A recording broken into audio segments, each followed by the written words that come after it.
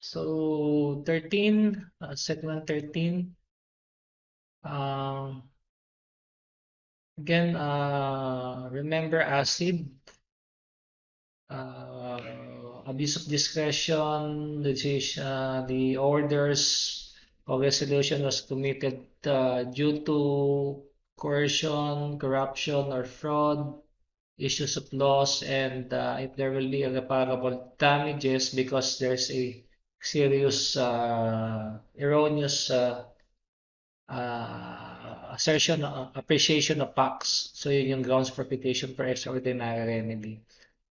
So, kailan kayo nagpa-file ng petition for extraordinary remedy? When you want to attack an order or resolution.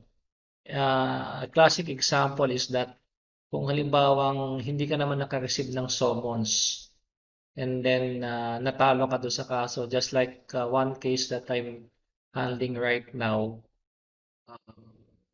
The summons was served on the name of the company but not on the registered name because the registered name is halimbawa ABC Corporation doing business under the name and style of McDonald Corporation.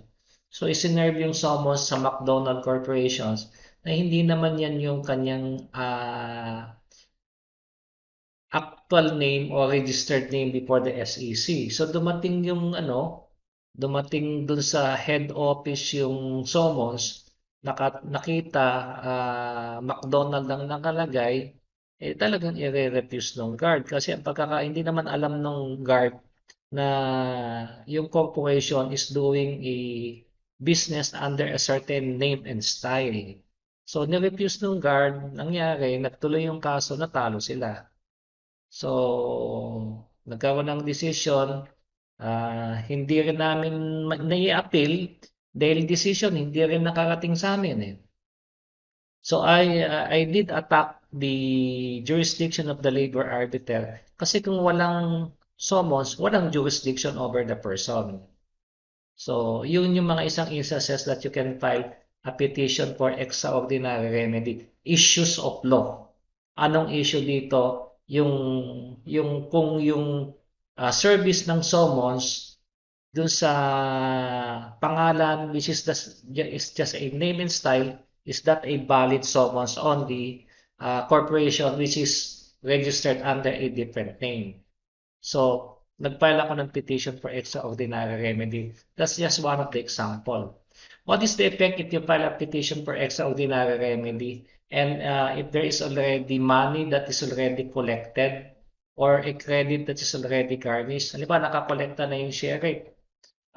Nakapag-garnish niya siya sa bangko, sinabi niya na sa bangko, I'm the sheriff, may problema tong kumpanya na to, i-freeze mo yung account, i-deliver mo sa akin, wag mo na i-allow dun yung employer o yung kumpanya na i-withdraw.